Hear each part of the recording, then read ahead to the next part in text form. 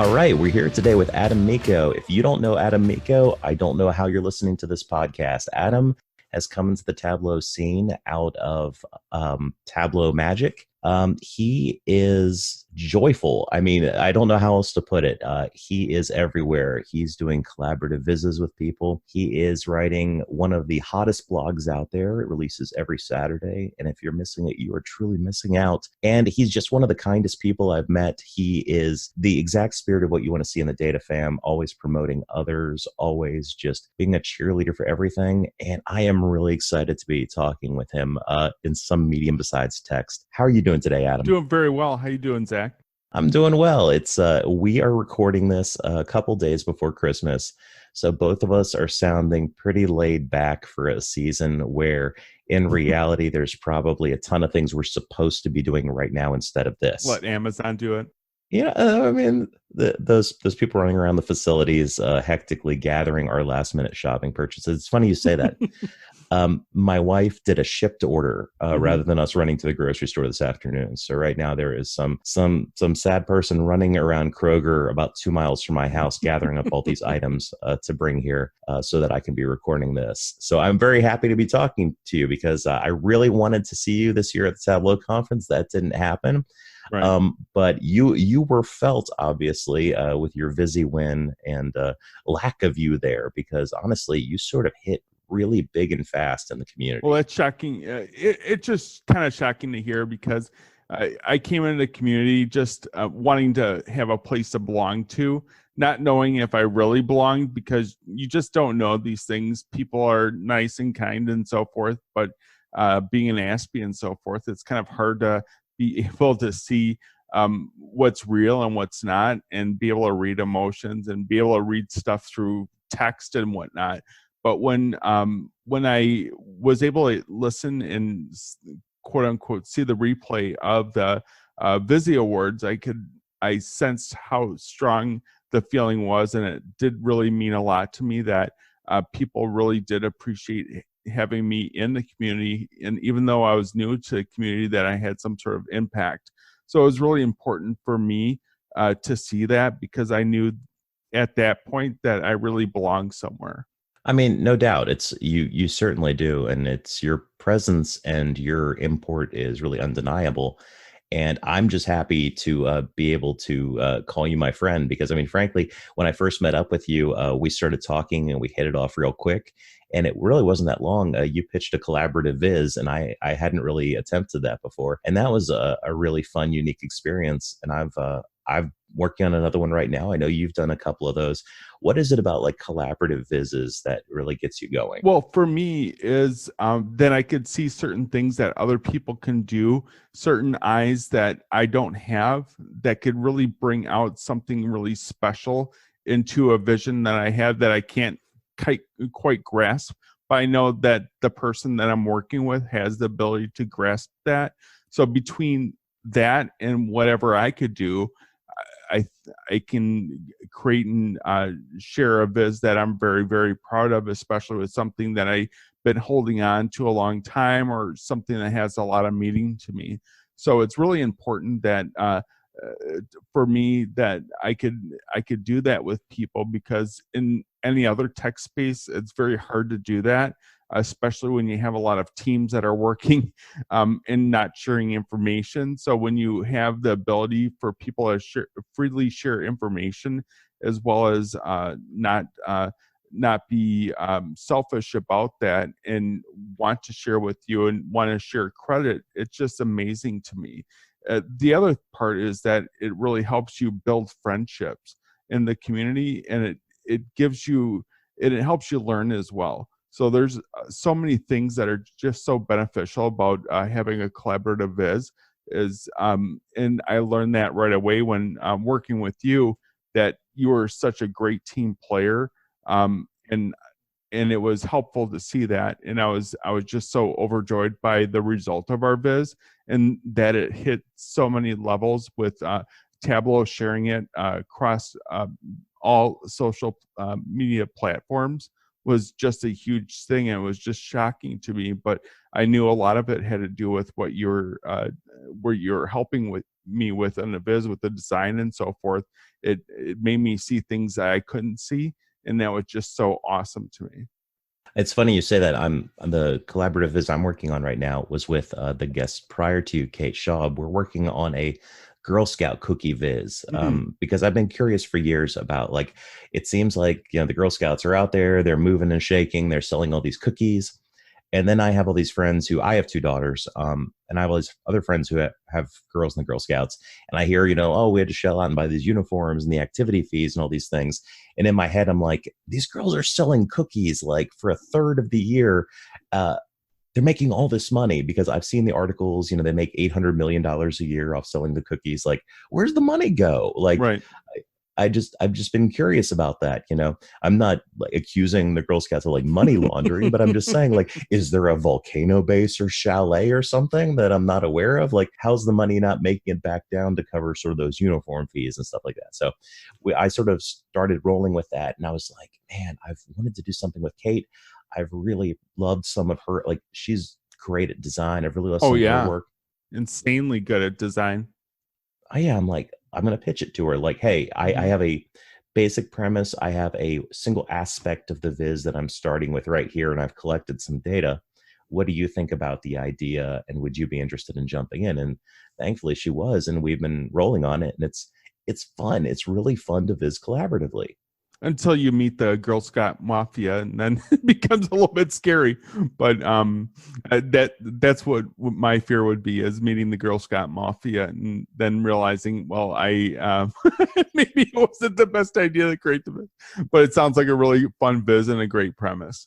I mean, it could be fun. I mean, I've got a little bit of rabble rouser and P.T. Barnum in me, like just enough. Like, my dad has been accused of racketeering, but like not charged with racketeering, which is funny because it's like he's a retiree. Like he basically was just being a problem for a real estate guy. And, right. This dude was trying to get racketeering charges filed on him. It was pretty hilarious. But this is my very small version of that. Or actually, it could be much bigger. The Girl Scouts are pretty huge. Right. So if I walk into the grocery store and I just see all of them stop and stare at me in just like a creepy Children of the Corn way, I'll know exactly what I was thinking was Children of the Corn. Oh, no. There's something so disturbing about young children like being creepy. Right. And this was epitomized by like my second daughter. She would do this thing where when she woke up in the middle of the night, she would sneak downstairs into our bedroom and quietly approach my wife and her side of the bed. And, you know, you have to imagine a little girl, like messed up hair, sleep hair, holding a stuffed animal in the crook of one arm so only its head is appearing, and getting like gradually closer to my wife's face, saying, "Mama, Mama." Until my wife, like, her eyes snap open as this child's face is right in hers, and it's like The Grudge, you know? Right. But yeah, little kids can be scary. Definitely. So what about collaborative Vizzes? Going back to that, I don't know why I keep beating this drum, but you recently released the Sandberg Game Viz. Is that your most recent collaborative Viz that you've worked on? The most recent collaborative Viz, yes. I worked on that extensively with Brian Moore. Basically, I was holding on to a data set for about 3 months. And after 3 months, I was looking at a way to create the Viz, but I'm like, I had a bunch of ideas, but I'm like, I'm not really sold on the ideas I had. In the meantime, I was just watching Brian Moore release a whole crap ton of awesome Vizzes, sports Vizzes, using so many different methods and techniques that were just mind-blowing to me. So looking at his Vizzes, I became a huge fan of his and realized he was probably the best guy at doing sports Vizzes I've probably ever have seen. And stuff I'm not even interested in, like hockey and crap like that. Those Vizzes were really interesting to me because of how well he did them. So I knew that was a guy I needed to team up with to make my dream Viz a reality. Oh, I mean, it's a great Viz. Like, I appreciate what you're saying about that, because like a really compelling Viz is like a really good documentary. Like, you don't have to really care about corn rust or whatever. But when speaking of Children of the Corn, right? It's in my brain now. Right. you know, when someone presents the story well, you're sucked in, and that viz is so compelling because you're playing the story beats of this game as you Right. step through it, and it's like literally telling a story. It's like, I mean, it's like a graphic novel or something. It's a sequential story being spelled out in panels almost as you walk through it. It's fascinating. Right. I was able to grab the data and then with the data, clean the data a little bit to make it so it would work in a viz. But what he was able to do with it, with the advanced mathematics, with all the uh, other tools that he used to put into the viz to make it work, was just mind blowing to me. And that's how everything came together. So you could see the story as one thing, and it would, and with all the graphics that pop up every time you go through a section, you could see what happens at every at bat. You could see the score. You could see the count.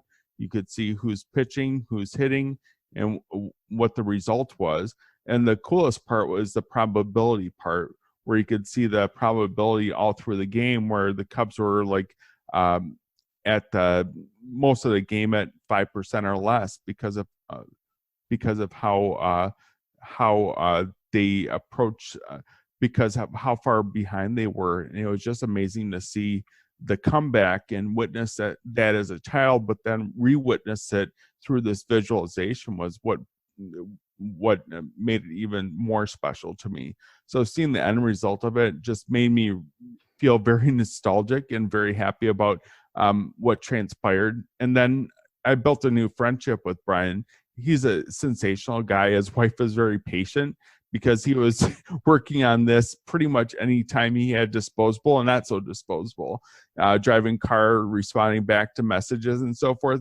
Not a good idea, but it was, it just showed his devotion to creating something that he also believed in. So it was just such a great experience. And I know that he's going to be a person that I could look at and bounce things off of and depend on in the future as well, because he's now a good friend of mine because of the collaboration. And that's really great. Like everyone sort of builds that network of their own. Like I have people when I'm working on a new viz that I regularly bounce my ideas off with. You're typically in that group, as well as like Josh Smith and Lindsay Betzendahl and some other folks. Just, I feel like I'm name dropping. I'm not meaning to name drop, but it's like you sort of find people who either understand and complement your style or are intentionally so outside of the way you work that you know they're going to ask you questions that you didn't think of or maybe don't even want to hear. So when I present something to Josh is usually super enthusiastic and like, hey, I thought of 5 more things. When I present to Lindsay, Lindsay's usually my this part doesn't work for me person. And like that's the part I want to hear the least. Right. But it's often the part you need to hear the most. What part am I? Yeah. You're like middle of the road, and I super appreciate that. You are very good at just sort of responding and saying, I've got some ideas, take them or leave them, and just sort of being receptive and being a cheerleader in general. I think one of the best things you do is you are a really great sounding board in the sense that you listen really well. So I'm guilty of this, and this podcast is an exercise in not doing that. But oftentimes when people talk, people's response is to immediately think of how they would respond to this and sort of wait until they get to say that. Right. And with me trying to not have a solid format and just be conversational like we're hanging out, it means I have to do a lot more listening. And when you say something, I need to be able to, follow up with that or maybe go in a new direction. So when I prepare for a podcast, I typically try to learn a little about who I'm talking with in advance. Fortunately, most of the people I've talked with, I knew to some degree already. I look at some of their work and pick out some things that I thought were particularly inspirational to me or particularly exciting for other people to look at. But beyond that, like I'm not going to go back through your posts and sort of dig up your bibliography and try to understand who you are, because if we were sitting in like a airport Chili's, I wouldn't know that. And that would sort of come out naturally through us talking. That's funny. Yeah, that's funny. You should say that. Yeah, I mean, everyone's been to airport Chili's. So, I mean, again, your Sandberg Game Viz, everyone go check it out. I even appreciate the fact that you put a link in the bottom to like the Harry Carey YouTube clip where you can watch it. It's like Right. 40 minutes long. That was an important part of it, is because when I was watching the game live, it was 5 days before I was 9 years old. So I was listening to a game for the most part through Harry Carey's voice. So this really brought me back to when I was 8 years old and 360 days. So it was just an awesome thing to re-experience through his voice, because that's the voice that I grew up with. And how he came up from a low point and then he was just so excited is how I kind of felt at the time as a child. He was basically like a 65, 7-year-old, 8-year-old kid. So it was just a lot of fun to hear games through him, and that's how I actually got into sports, is because I was listening to him quite extensively, and he reminded me of a character on WGN. I fortunately lived really close to Chicago, and the character on WGN was Bozo the Clown. So for some reason, I think I combined them in my head for some reason and thought Harry Carey was a form of Bozo the Clown. and without the makeup or something, because he was just so outlandish and weird, that I gravitated toward him, because I grew up in Kenosha, which is right in between Chicago and Milwaukee, and there was the Brewers sportscast, but they were just regular sportscasters that were boring. And then there was this old drunk guy that kept on talking, mispronouncing names, and just having weird asides. One of them I remember was he told a story about Cracker Jacks, how all Cracker Jack boxes didn't have toys in the boxes for every single kid, and how it was disappointing as a poor kid growing up. He did that in the middle of a game, and then he was calling the game in between railing against Cracker Jacks. It was just hysterical, but that was one of the things that he normally did during games. Something I shared with Brian because I thought it was a good background into the character of Harry Carey. And that's kind of how the game went. He was probably, 6 deep in Budweiser at that point. Pretty depressed because the Cubs were getting their rears kicked. They're down 9-3, and he was like, I'm done with this. And you could hear it in his voice. The last 40 minutes is when the Cubs came back, so he was like in a happy drunk moment. But before that, he was like in a depressed drunk moment. It was kind of funny because I remember precisely this was a game that was broadcast nationwide, which means he was stuck on the radio all day and couldn't really go out to the TV. And he was complaining about that in the beginning, and then complaining when the Cubs were losing by a lot. It was just really depressing. So when they were down 9-3, I was like, okay, let's go to the mall. That's what you did in the 80s. Is you went to the mall. And then when I went to the mall and I saw the TV in one of the stores at the mall, Cubs are not losing 9-3 anymore. They're losing 9-8, and that's when it really excited me. And that's when the whole mood of everything changed, and that's when I became like basically a Cubs fan for life at that point. And fortunately, got to meet my hero 3 years ago at a Cubs game. You're just going to stop there? You're not going to go into the meeting your hero at the Cubs game? You're going to leave me hanging? Okay. Well, we were at my wife and I went to a Cubs game in 2016. We fortunately had pretty good seats, and he was sitting 2 rows ahead of us. And I saw him pass us by before and so forth. And then a moment hit me. I'm like, I got to meet him and take a picture with him. So I did take a picture with him, and that's posted on the blog too. It was just a huge moment for me because he was just a childhood idol of mine, and probably still my favorite sports guy that I've experienced in 35 years because of how he played the game, how humble he was, and how he did everything the right way and left when he felt that he wasn't contributing the way he should, instead of holding on and collecting a paycheck. So those are the things that were inspiring to me, and that's kind of personally how I try to live my life, is try to do what I need to do and not try to credit myself for things, and just do what I can to help people out and do things the right way. So it was inspiring for me to meet him in person back then, and he was really kind about it. And I was in, I'm an Aspie, so it's not the easiest thing for me to go up and talk to people like that. But I basically went up to him in between innings of the game and just said, "I grew up with you. You're my childhood. You were my childhood idol, and if you could just take a picture with me, that would be the greatest thing." And he was very kind and very appreciative, which, again, which wasn't shocking to me because of how he played the game and how he was as a character. He wasn't trying to be anything he wasn't, and he wasn't above anything. So it was really exciting to understand that he was cool like that in real life as well. So it was a nice moment for me, and it was kind of cool when you have an opportunity to meet somebody like that and realize that they're who they are and not anything else.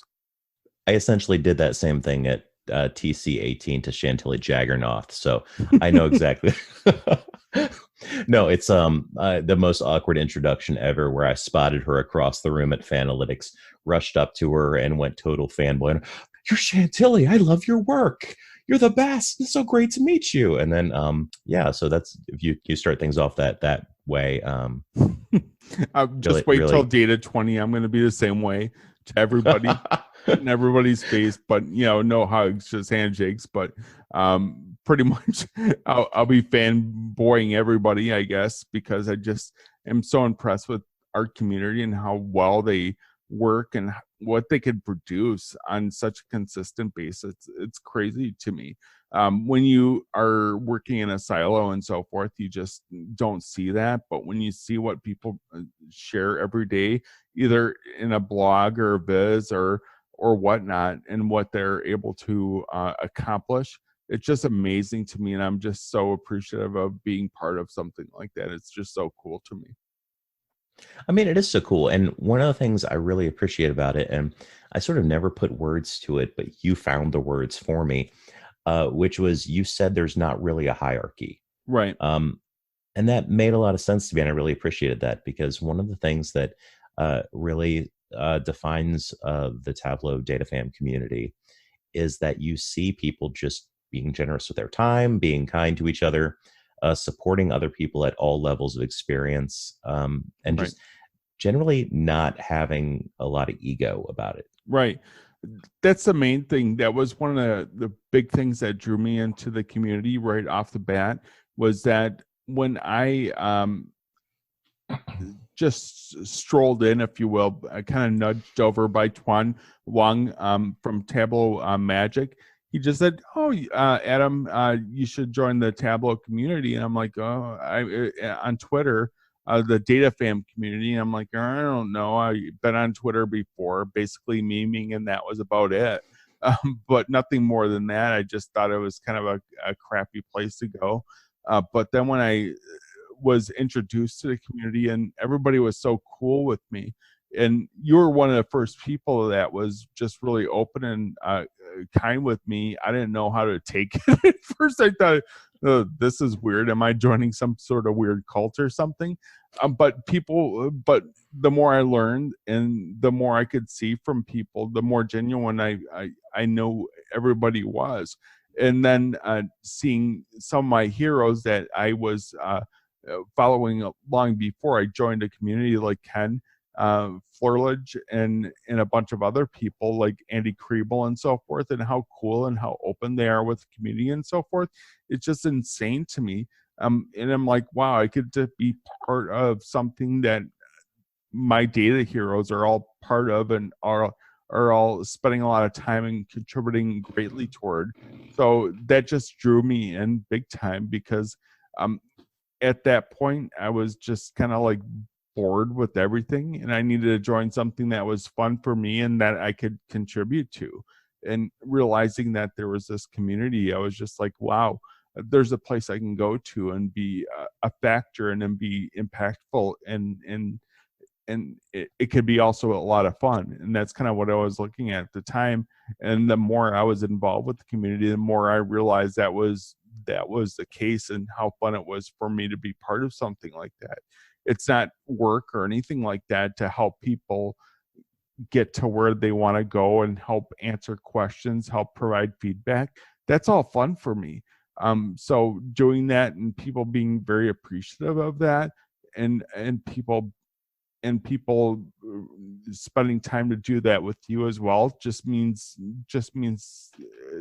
it means something more than I could produce in words. So I mean, one of the excellent things is that it's not a zero-sum game. There's plenty of room for everyone doing their own version of their own thing, right. either in terms of Vizzing or side projects, and finding your own niche. Like entering into the podcast realm for me, I at one point was like, are people going to feel like I'm either copying someone else or stepping on someone's toes? But I mean, there's storytelling with data out there. There's Datasaurus Rex. There's Tableau Wannabe. There's all these other podcasts talking about this community and this gestalt that we're all a part of. And I thought about it, I'm like, no, because I mean, everyone's got their own way of doing things. Everyone's got their own style. And really, I just want to talk with people. Like, I just want to talk, like we're just hanging out. Like we're sitting on a couch together, just chilling. And like, that was the appeal of this for me. And selfishly, I get to talk to my friends and make new friends by doing this. So that's why I wanted to be a part of this as well, because I knew you weren't going to be something that's over intellectual or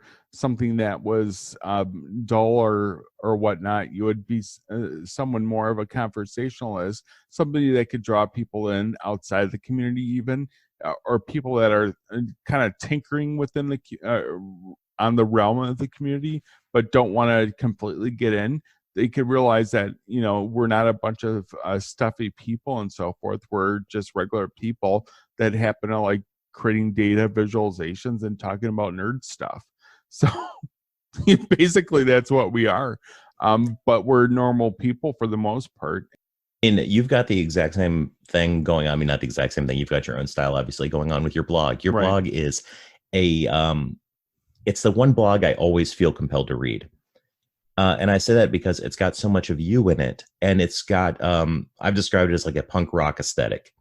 I feel like I'm reading a zine rather than reading like a data-centric blog. Because there's obviously so much personality in it. It's so personal. It's got your picks about stuff, like what you're into right now. It's got a fun little appendices at the bottom.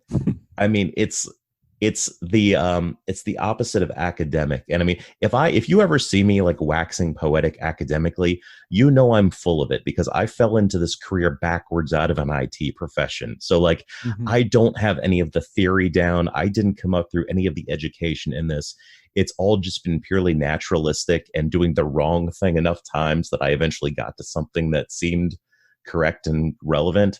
I mean, I'm still going to do lots of wrong, stupid stuff. So I'm never going to present myself as an authority. But I mean, your blog's spectacular. How did this start? Where did this come from for you? Well, again, Twan is a big part of it. He's the one that is like, well, maybe you should start a blog. And I'm like, well, I used to be a music reviewer back in the early aughts for a number of Zions. And then I had my own website for a while. It was a lot of fun writing music reviews and so forth, but it became too much of a time waster as far as my son was young at the time. And then I had a bit of an intervention because I was trying to listen to a bunch of CDs that were being mailed to me and so forth, and responding to a lot of requests and so forth. It was pretty popular at the time, but then it wasn't something that I was going to make a career out of, so I had to put the brakes on it. So I just kind of put the kibosh to writing for a while, except technical stuff for work or whatnot. But then this opportunity came, and I read a lot of blogs out there before I joined the community, and even after I joined the community, and I just noticed that there's a lot of great how-to blogs, but there wasn't a lot that were more of kind of from a mindset of just a person that was going through it each week and wanted to talk to community members, kind of like what you're doing with your podcast, but a little bit different. And then sharing what's impactful for them on a weekly basis. So I thought I could combine that and make an interesting blog in my style. I didn't think I was going to produce so much of myself, especially with the Aspie stuff, but Hunter Hansen was a big part of that because of his blog, Life Autistic. He just brought a lot out he brought a lot of himself out on the blog, and it was just so cool to see how he was so free and open with it. And I only shared that with a few people in my personal life, but not a lot of people. People could probably recognize it in me, but they didn't really, I never shared it with people or anything like that. But when he provided the information on his blog, as well as me wanting to be as open and as authentic with the community as possible, that was part of it too. So me sharing myself with the community was bringing up being an Aspie, and also bringing up a lot of stuff about what inspires me as far as Vizzes or even music or binge watching, which I still try to do as much as possible whenever time allows it. But obviously, when you have more involvement with the community, it's a little bit more difficult to binge watch and stuff. So that's true. And it's funny that you mentioned Hunter, because he was going to be the closest thing I would compare your blog to within sort of the Tableau community, because his blog is less purely data centric and much more sort of personal. It's almost like part journal, right. part blog. And you put so much of yourself into your posts, as well as you've got interviews and sort of the Viz of the Week features and those sort of things as well. But I mean, it's just such an insight into you. And I think it's a very nice thing to have in the community, just for the sake of data blogs don't have to be a genre. Right. A lot of them, like the Flurledge brothers, are amazing at tutorials. Like, right. Like I would never go up against that. Like, I don't have that in me, and I don't have the desire to do that. No, I do that at work. That's something I would do at work. And I love that they do it, and they do it way more skillfully than I would desire to do. So I'll leave that at work and let them do that, because they're really, really good at doing that. And there are a lot of those types of blogs out there but that's something that wouldn't be of interest to me to write. No, I'm right there with you. Although I totally respect them, and I'm incredibly grateful that they're doing it so that I can benefit from that. Oh, definitely. I'm going to steal from them all the time. Precisely, a recent blog from Kevin was highlighted notifications for exceptions or error reports. I use that at work. Looked like an awesome rock star as a result of it, but definitely he deserves a credit for it because of how he produced that. I made some modifications to work for us, but it was just such an awesome thing to see. And that was, one of the many inspirations I got from our community before and during my joining of the community that I get and bring back to work. And that's another thing that's so beneficial about being part of the community, is you could steal things from the community and make yourself look like an awesome creator yourself. Even if it wasn't your original idea, you could change little things or do whatever, or copy it straight out and make it look like your own and benefit your career by it. If you wanted to do something like that, join the community so you could steal from us. Awesome. Oh yeah, please, please steal. Like, that's why people are doing this. Like, right. I mean, someone invented pointillism. Right. Like, they don't own pointillism. Tony Hawk did the 720, and like 2 weeks after that, every 13-year-old in the country could do it. Right. Because prior to that, no one knew it was possible.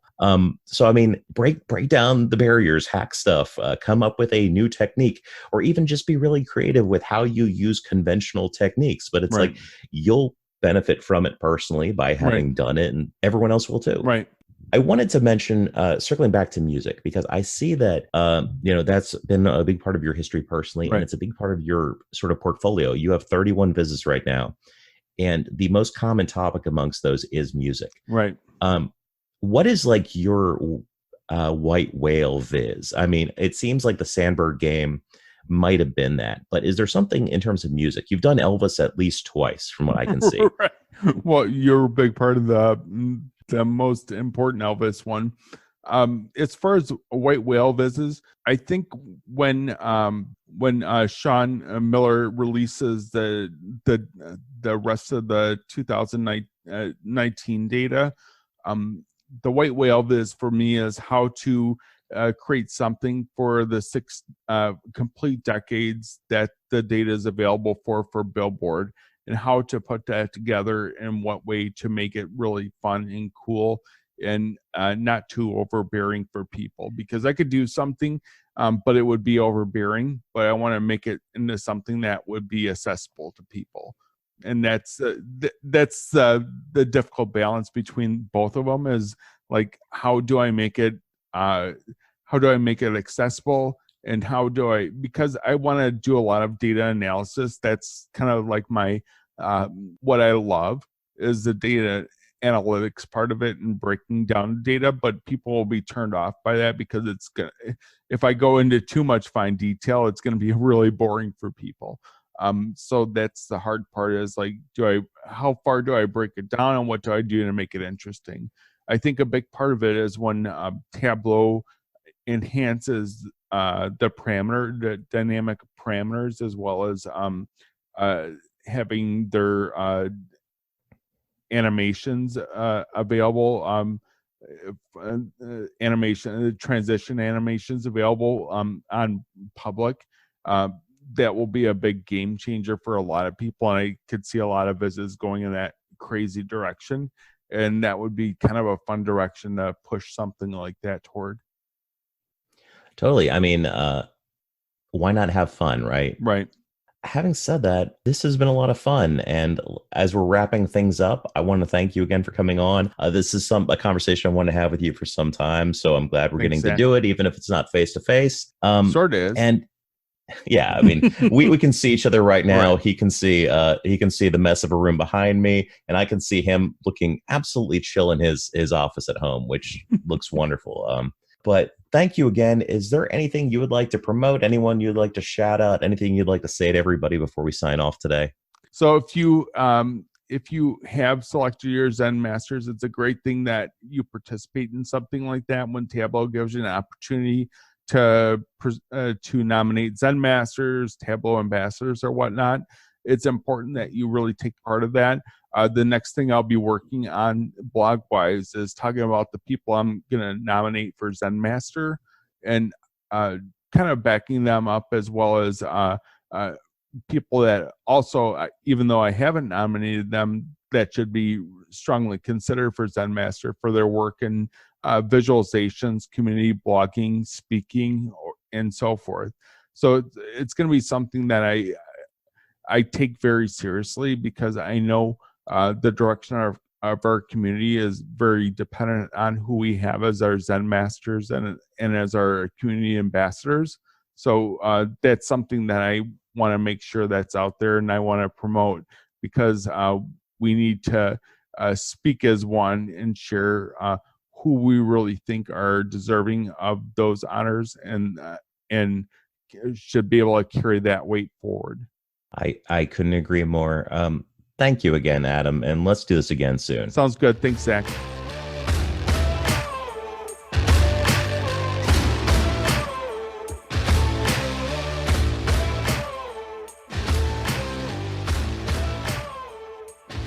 Data Plus Love is recorded and produced by Zach Bowders. Our music track is We Are Legends by Alex Stoner.